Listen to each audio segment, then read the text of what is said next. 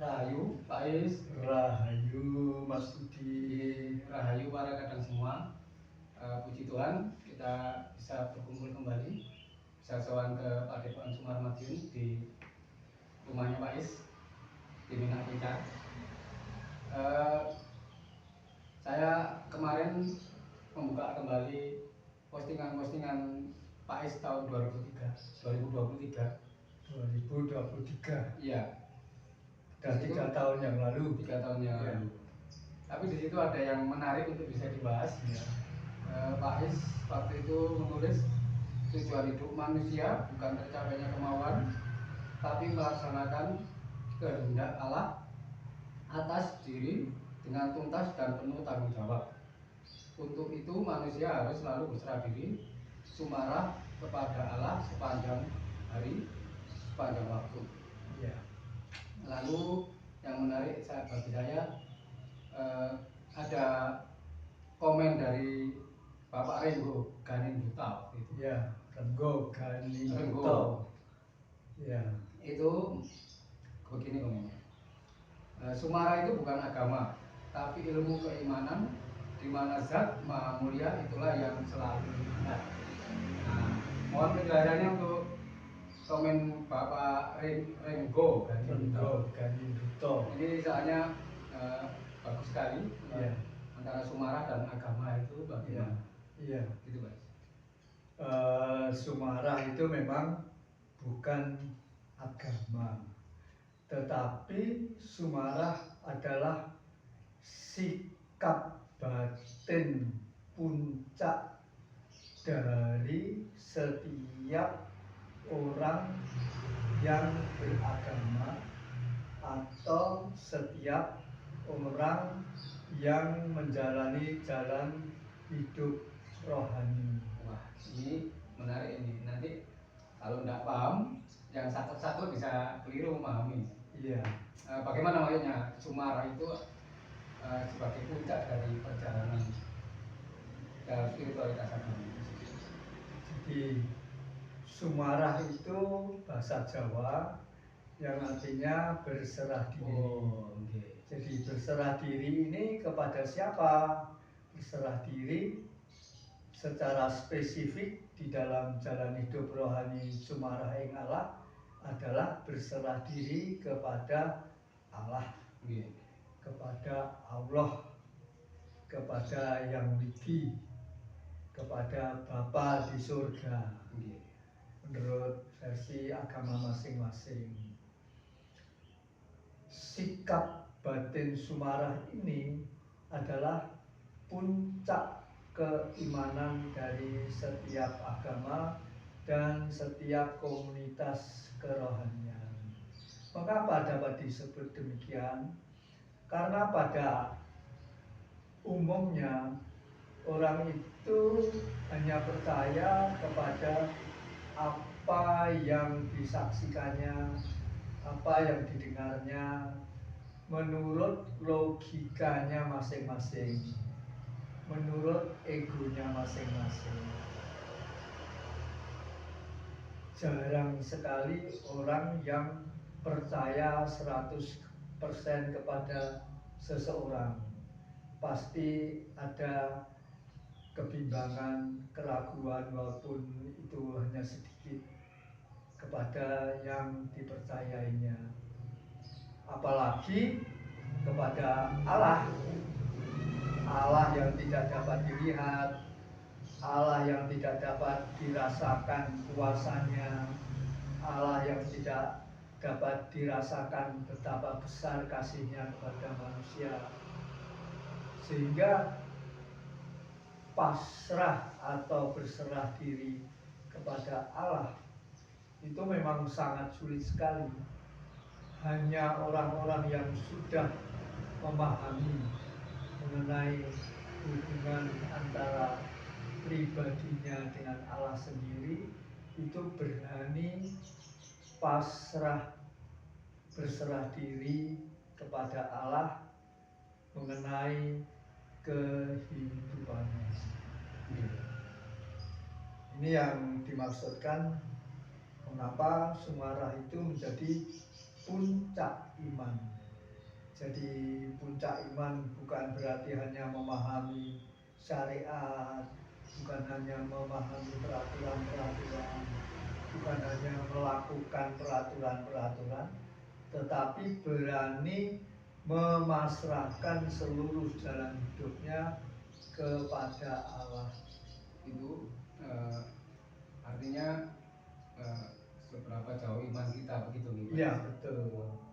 Makanya di dalam jalan hidup rohani Sumara ada hukum yang berlaku, yaitu tekad iman Sumara. Semakin besar tekad seseorang untuk pasrah kepada Allah, akan semakin besar iman yang dianugerahkan Allah kepada orang itu.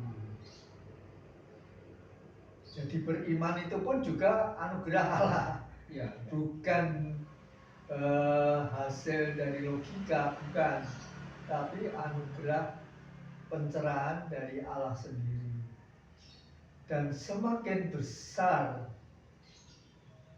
iman yang dianugerahkan Allah kepada orang itu, akan semakin kuat, semakin total, semakin besar pasrahnya kepada Allah. Okay. Jadi kaitannya dengan bagaimana tekad orang itu untuk pasrah kepada Allah. Ngapain Pak Is? Ya, Kalau yang awam, ya, kalau yang sudah berlatih Sumara mungkin pemahamannya berbeda. Kalau yang awam mungkin salah memahami kalau pasrah itu tidak ngapa-ngapain. ya, betul. Padahal bukan seperti itu, nggih. Bukan. Jadi pasrah di sini itu memasrahkan seluruh jalan hidupnya dan seluruh hasil karyanya kepada Allah sendiri. Mengapa? Karena manusia itu berbeda dengan ciptaan-ciptaan lain. Manusia diciptakan oleh Allah sebagai puncak ciptaan, sebagai masterpiece ciptaan, yang berbeda dengan malaikat yang hanya bisa berbuat baik, berbeda dengan setan yang hanya bertugas untuk menguji betapa besar iman seseorang, berbeda dengan binatang yang hanya bisa bergerak kesana kemari dan mencari makan berdasar dengan instingnya, berbeda dengan tumbuh-tumbuhan yang hanya bisa hidup di tempatnya saja, berbeda dengan jin, makhluk-makhluk astral yang lainnya yang berada di alamnya masing-masing. Tapi manusia diberi anugerah akal dan budi, kemudian bakat, minat, keterampilan untuk menghidupi dirinya sendiri dan untuk menghidupi keluarganya setelah dia berkeluarga. Sehingga caranya mencari makan, mencari uang untuk kehidupannya sehari-hari berbeda dengan binatang, berbeda dengan tumbuhan. Dia harus mempergunakan bakatnya, harus mempergunakan minatnya, harus mempergunakan keterampilannya, harus mempergunakan kekuatan tubuhnya, harus mempergunakan semua keahlian diberikan Tuhan kepadanya untuk bekerja dan mendatangkan uang untuk menghidupi dirinya sendiri dan untuk menghidupi keluarganya. Jadi dia harus aktif bekerja, jadi betul-betul aktif bekerja. Jadi kalau memahami penjelasan baik bahwa manusia bukan hanya bertumbuh tangan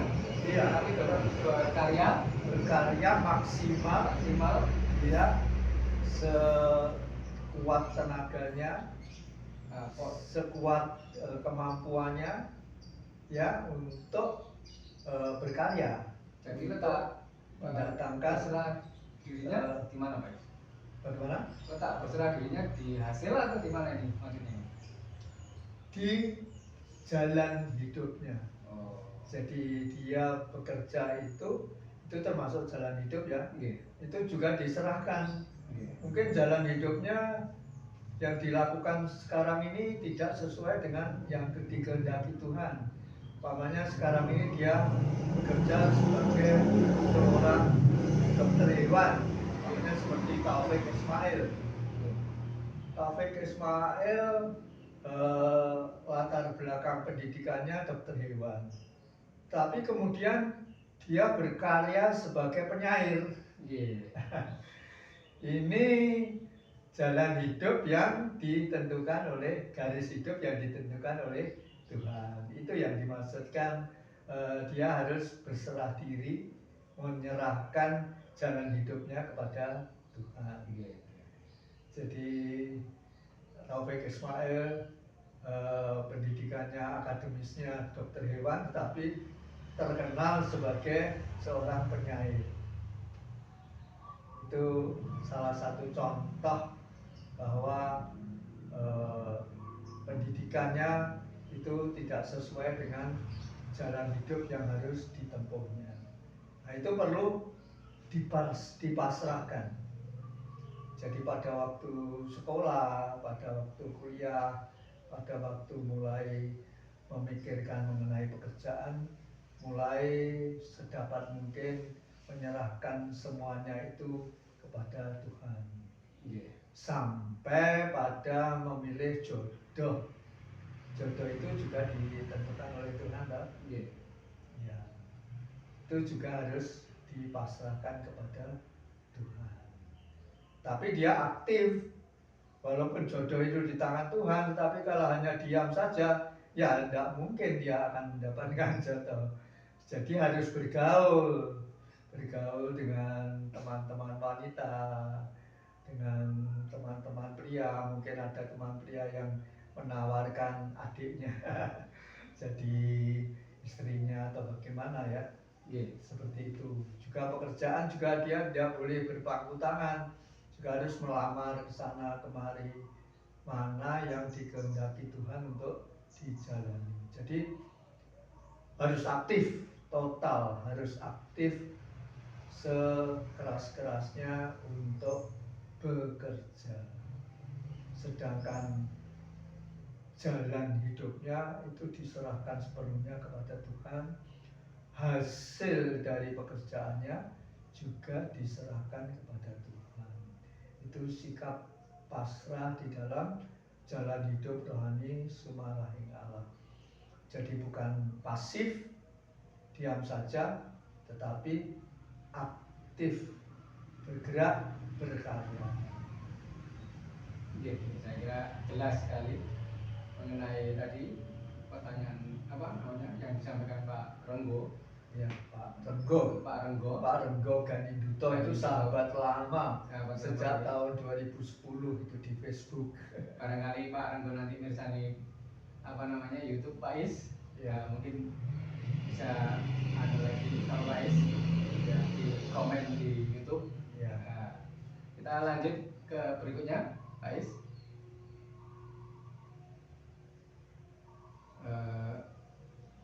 Saya baca lagi mengenai tanggal 5 Mei 2023 ini Pak Is pernah menulis sekti kalah karo pesti. Ya. Nah, ini ungkapan bahasa Jawa.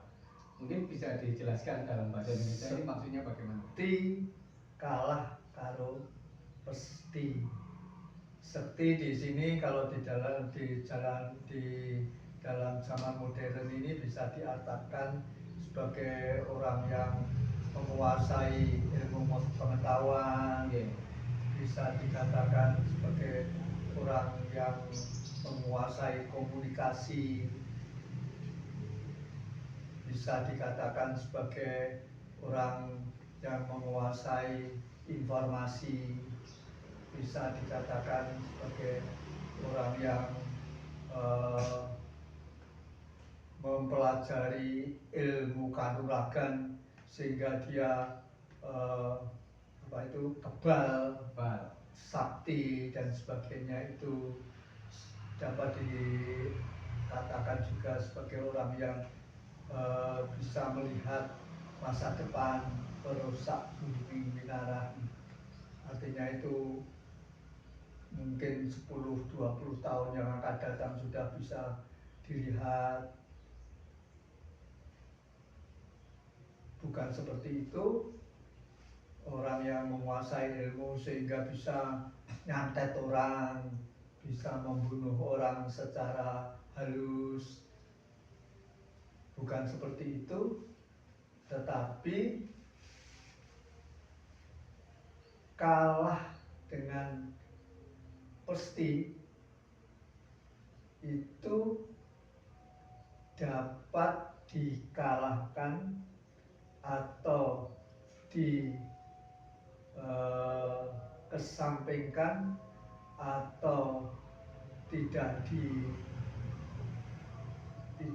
bisa dikatakan karena dia oleh kepastian dari Tuhan. Jadi umpamanya orang disantet, umpamanya ini hanya mungkin sekarang mungkin sangat jarang sekali tapi masih kejadian ya. Orang disantet meninggal. Nah itu secara kepastian memang itu sudah titik akhir dari kehendak Tuhan, dia harus mati. Kamu Mas, kalau itu ada kehendak Tuhan, lalu yang pelaku ini itu apakah, ini pertanyaan yang agak nakal, apakah pelaku itu alat Tuhan untuk menghabisi orang tersebut? Betul. Jadi karya Tuhan itu sangat rumit sekali. Jadi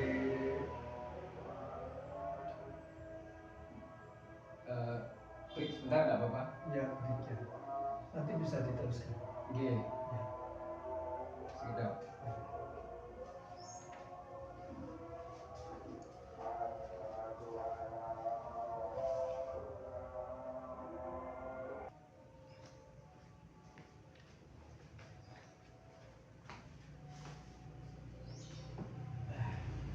Oke, Pak, semoga kita lanjutkan yang tadi. Break sebentar. Tadi saya menanyakan mengenai korelasinya pelaku itu apakah menjadi alat Tuhan juga? Gitu. Ya, betul. Jadi pelaku itu juga menjadi alat Tuhan untuk mengakhiri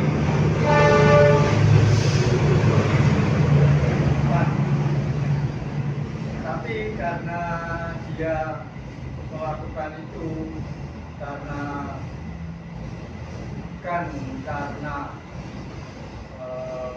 sesuatu hal yang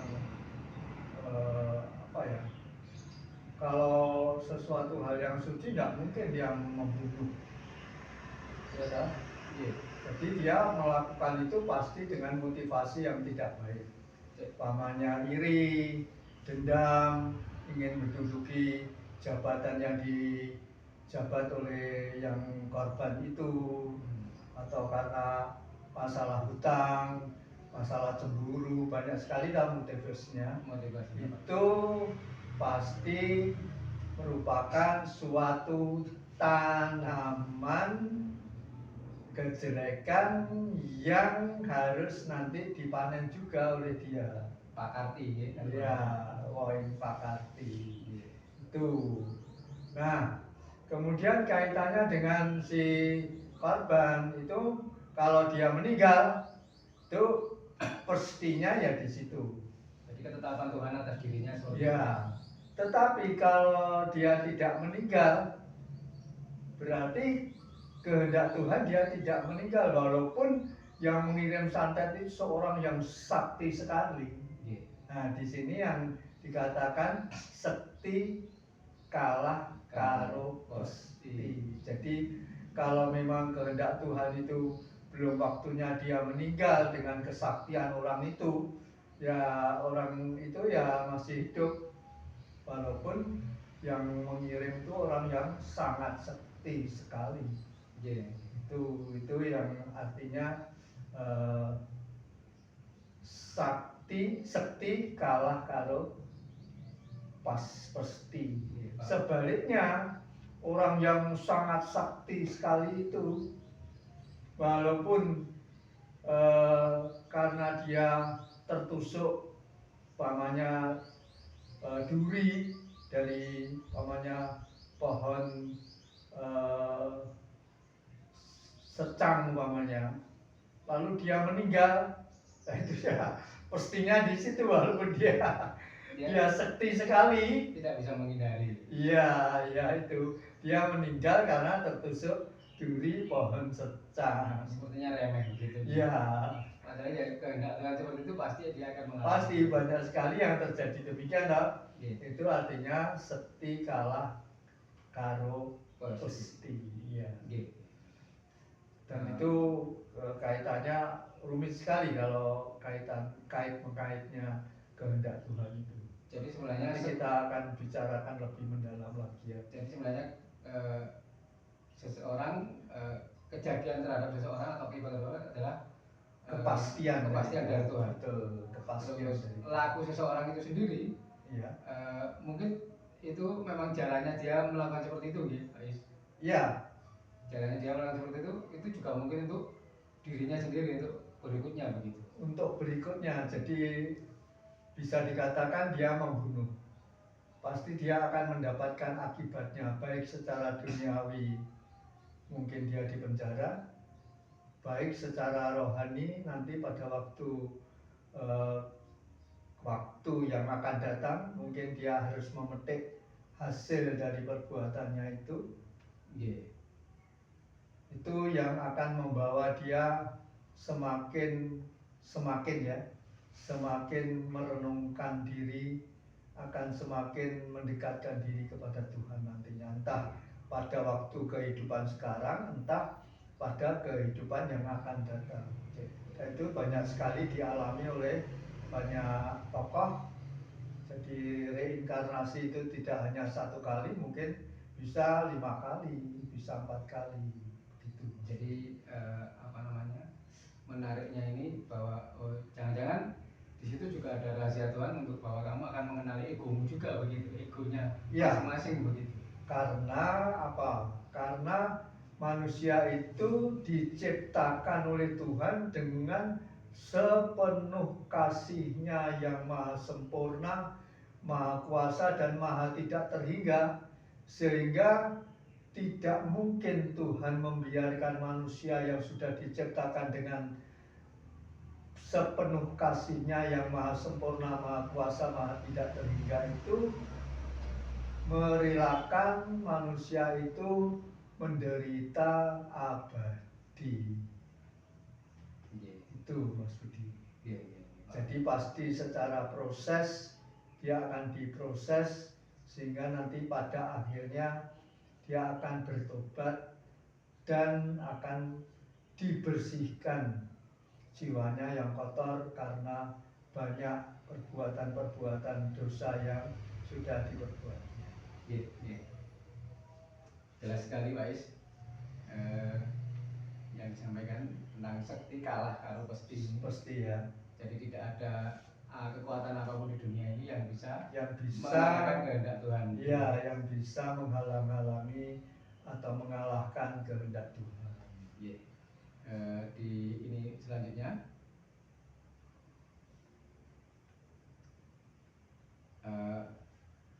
tanggal 26 April 2023 postingan Pak Is ini, apabila Sumarah pejalan kepada Allah sungguh-sungguh, Allah menjamin hidup pejalan beserta seluruh anak turunnya semua. Ya, ini adalah Wawarah Awarono Raden Ngabei Sukino Hartono. Iya betul. Atau pendiri Sumarah. Iya betul. Pertanyaannya, ya. Ini adalah pengalaman dari Pak Kino sendiri, ya. Atau Pak Is mungkin pernah mengalaminya, atau memang petunjuk Tuhan seperti itu? Jadi petunjuk Tuhan memang seperti itu. Jadi janji Tuhan yang diterima oleh Pak Kino seperti itu. Dan itu dialami oleh semua para kadang pejalan jalan hidup rohani Sumarah ing Allah. Semuanya mengalami seperti itu. Jadi kalau dia itu sungguh-sungguh sumarahnya kepada Tuhan, maka semua kebutuhannya dipenuhi dan semua keturunannya baik-baik semua. Ini yang hanya sharing saja, bukan saya meninggikan diri atau membanggakan diri, bukan, hanya itu pengalaman yang saya alami.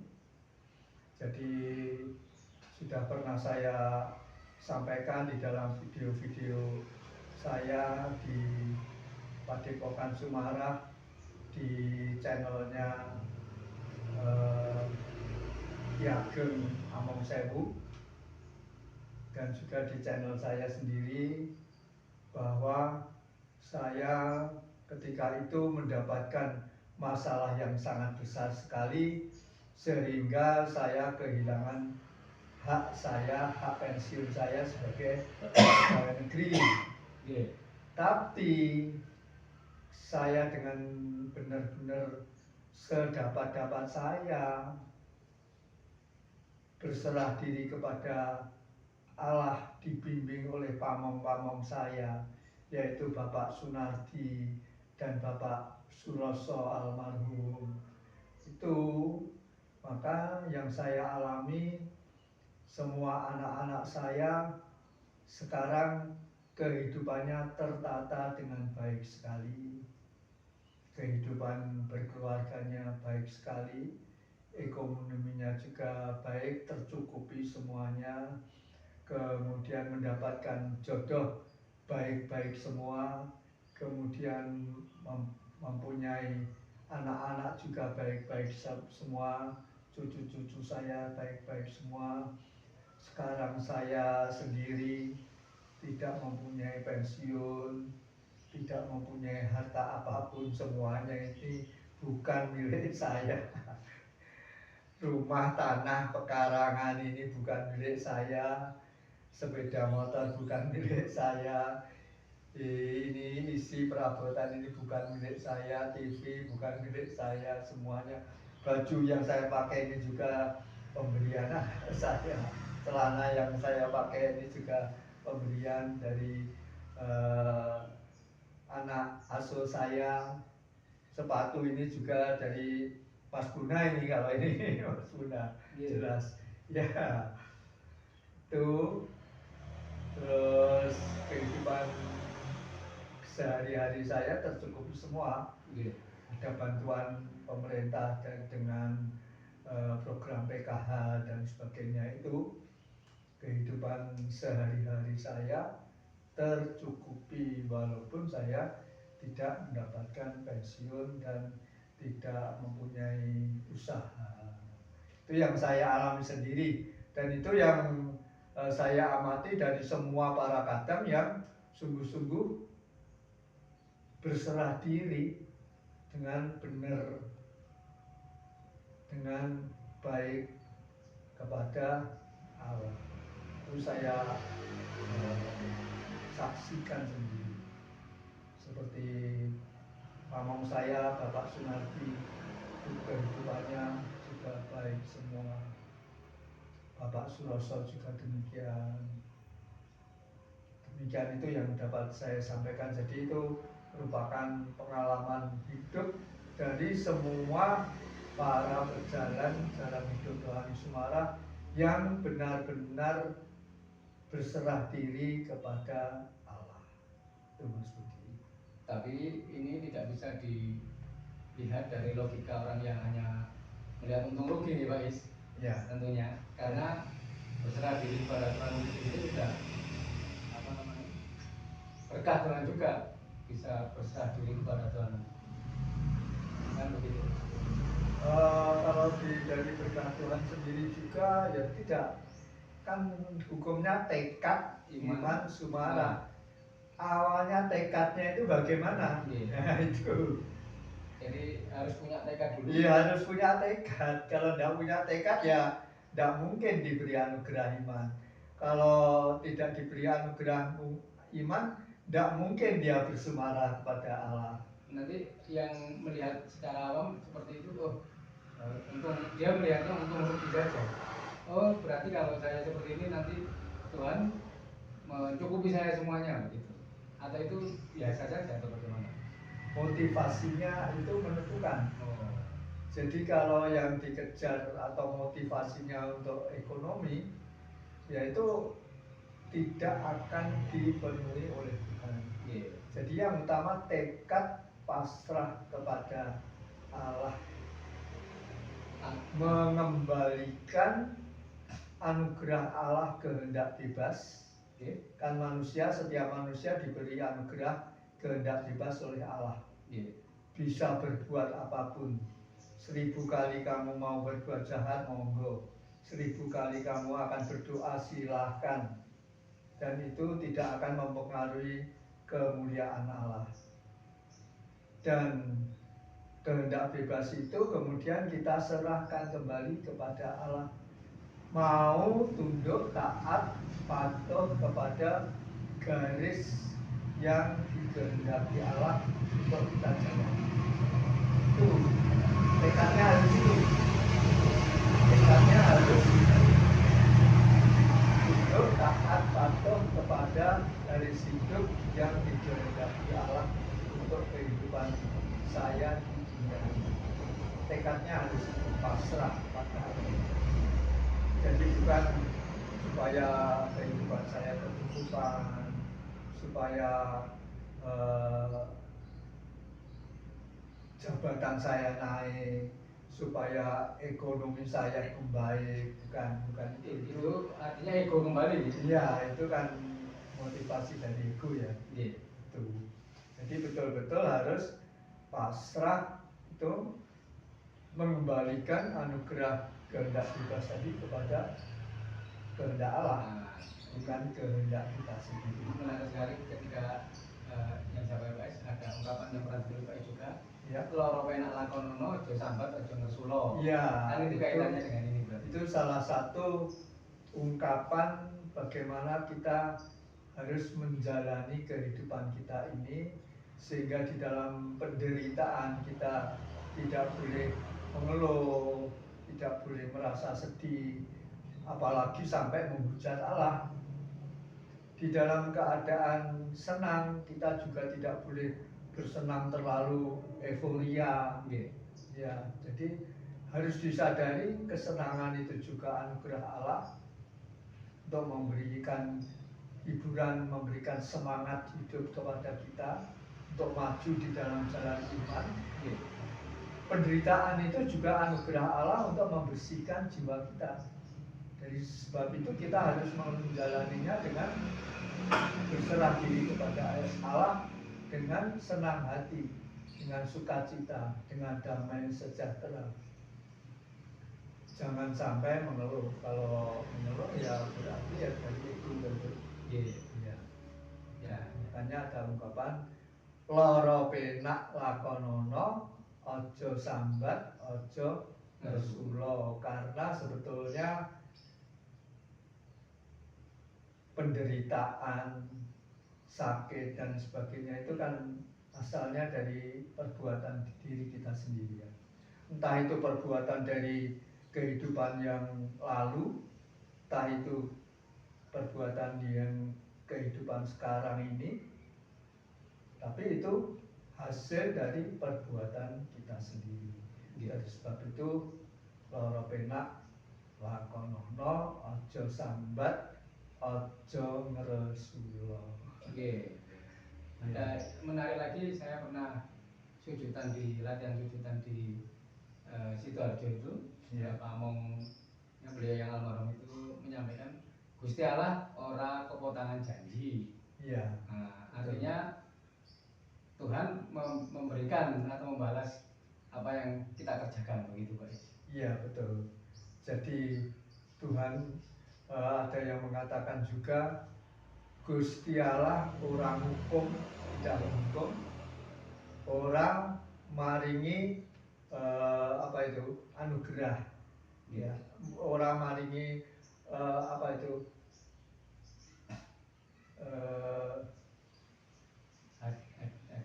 hadiah, tidak memberikan hadiah, ya. Tidak memberikan hadiah, juga tidak apa tadi menghukum, ya, tidak menghukum.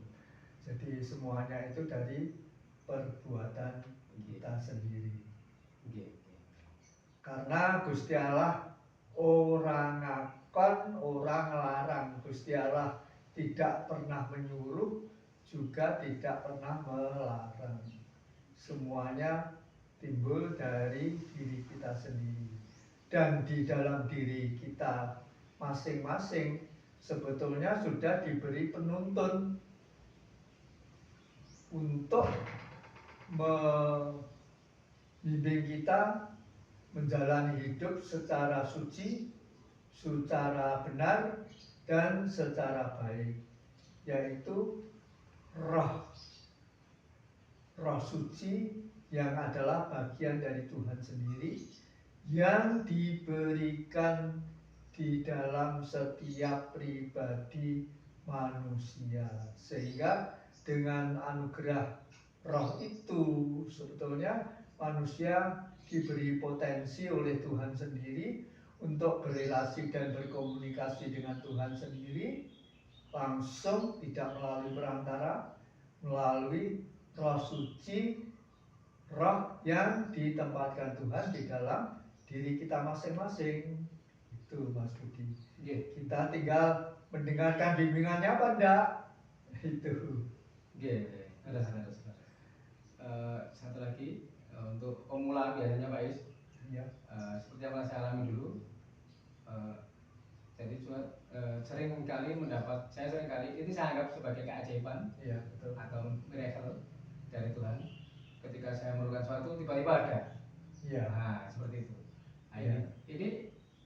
Ini apakah termasuk Gusti Allah orang dalam kepotangan janji itu atau apa ya, atau ini untuk motivasi saya untuk semakin beriman pada Tuhan, begitu? Iya, jadi apa yang kita dapatkan itu betul-betul dari pencerahan dari Tuhan, ya, pencerahan dari Tuhan. Seperti yang tadi kaitannya dengan yen kowe anggonmu sumarah tenan-tenan marang aku, uripmu sak turun-turunmu kabeh tak jamin. Dalam makna kalau bersumarah itu juga harus menjalani bimbingan Tuhan, bukan lalu menjalani bimbingan ego. Nah, kalau menjalani bimbingan Tuhan tadi dari kehendaknya sendiri atau dari kehendak orang lain atau dari kehendak Tuhan, itu kan dari awalnya dari tekad tadi, ya, Mas Budi, ya. Dari tekad tadi untuk menjalani kehendak Tuhan. Jadi itu ada kembali lagi, itu juga hasil dari keputusan kita untuk pasrah kepada Tuhan, untuk berserah diri kepada Tuhan. Jadi langsung diperlihatkan begitu. Iya, jadi tetap hasil dari keputusan kita sendiri untuk berserah diri kepada Tuhan, untuk taat patuh kepada Tuhan, atau taat patuh kepada ego kita masing-masing. Kembali ke ya, kembali kepada diri kita sendiri. Ya, jadi sebetulnya Allah tidak menepati janjinya, ya, bukan menepati janjinya, tapi itu juga hasil dari keputusan kita sendiri. Itu yang dimaksudkan dengan tadi apa? Orang janji tadi yang dikatakan oleh Pak Mong, orang kepotangan janji. Ya, orang kepotangan janji. Karena semuanya itu berdasarkan keputusan kita sendiri. mau hidup menurut ego kita, semau gue, atau mau hidup menurut bimbingan Roh Suci, menurut kehendak Allah. Iya. Baik, saya kira Itu hampir jelas ya, sudah sangat jelas sekali. Ya. Banyak-banyak istilah atau yang tadi dijelaskan Pak Is mulai dari awal sampai akhir